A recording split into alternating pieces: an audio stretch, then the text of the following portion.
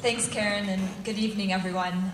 And thank you to all of our panelists. It's been just a pleasure to be here. And we had so many more questions than we could even get to. And so I just really want to highlight for you that this is just the beginning of a conversation. We have a Bexar County campaign to end the use of the death penalty because Bexar County sends the third highest number of people to death row in all of Texas. And we don't believe that that reflects our values as a community. So tonight is just the beginning. And I want to talk to you about what you can do to get involved and where we really are as a community.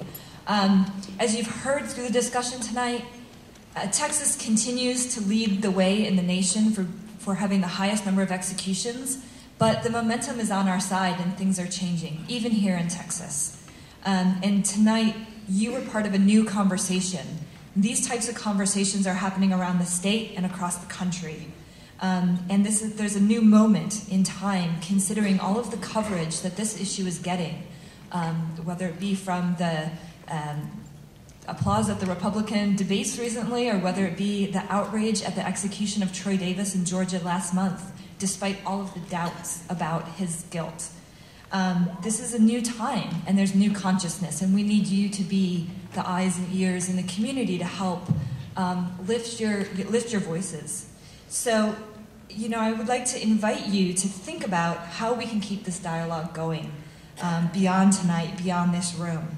And wherever you are personally on this issue, it is through expressing your questions, your concerns, your thoughts to your friends, family, colleagues, neighbors, that we're going to really create the climate for change and to create the type of dialogue that started here tonight, but throughout the community.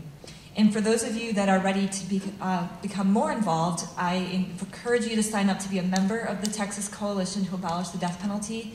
We are the only membership-based organization that works exclusively to end the use of the death penalty here in the state of Texas. And it's through signing up that we can then cite the numbers of people in Texas who don't believe that this is a policy that reflects our values or that is a good use of our public resources here. And through becoming a member, you'll be able to learn more about our Bexar County campaign specifically.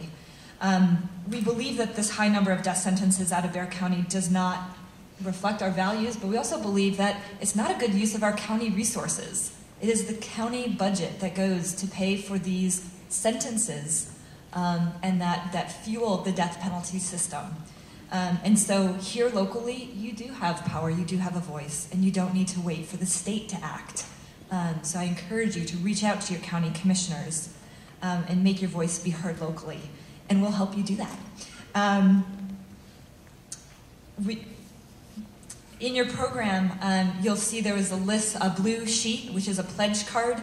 These are just a couple of suggestions and ideas of ways that you can get involved. So I invite you to review this, mark it off, turn it in to us before you leave tonight, or mail it back to our office.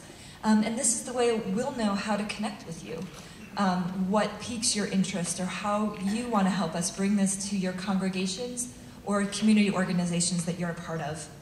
And you'll be joining hundreds of other community members, religious leaders, and even elected officials here in Bexar County willing to raise their voices against this issue.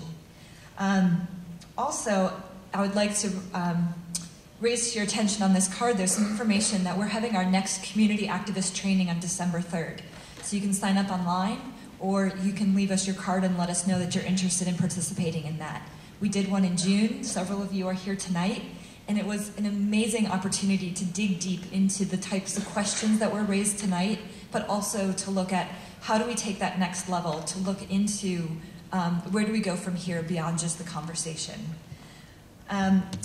And then I would also like to invite all of you personally to come to the NCADP annual conference, which is going to be in February here in San Antonio at the University of the Incarnate Word.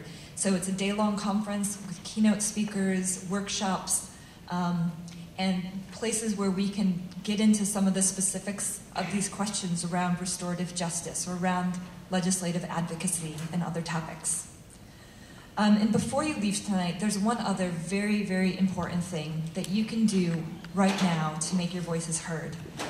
Some of you may be familiar with the case of Hank Skinner, who is currently on death row in Texas. and in less than 2 weeks, he's scheduled to be executed, despite the fact that there is key DNA evidence that has never been tested. This evidence could resolve doubts about his case, and he has a pending federal lawsuit to get access to testing that evidence. However, the state of Texas has decided to set the execution date irregardless of the fact that that is yet to be tested. You can sign a petition that we have information out at the NCADP information table, and that petition is calling on the Gray County District Attorney and other state officials to test that evidence and to not proceed with the execution until that can go forward. So please, on your way out, take a moment to let your voices be heard on this issue. And as you leave, you can also visit the information table of our other community partners that are in the lobby. Surely you saw them as you walked in. That's Murder Victim Families for Reconciliation, the League of Women Voters, the Ella Foundation, Journey of Hope, the San Antonio Peace Center, and Catholic Mobilizing Network. So arm yourselves with information. That's how we're going to proceed. This is a slow and steady movement, but we know the momentum is gaining on our side. So as you leave tonight, I want you to think about your head, your heart, and your hands. And this is a reflection that I do at a lot of our trainings, so that we can think about what are we leaving, what are we taking with us after these types of conversations. So for your head, think about what did you learn that's new to you? What made you think in a different way as a result of the conversation tonight? For your heart, what touched you on an emotional level? What moved you? And for your hands, most importantly, what will you do differently as a result of tonight's conversation? What is one concrete action that you will take? So think about your head, heart, and hands. And I'd like to close this evening program by introducing all of you to Bishop Oscar Cantu, the Auxiliary Bishop of the Archdiocese of San Antonio. His faith and ministry have led him to be active in numerous social justice issues, from the pulpit, in the community, and even in the halls of the state capitol. He has graciously accepted our invitation to share some personal reflections and send us on our way with a prayer. So thank you, Bishop, for joining us this evening, and please help give him a warm welcome.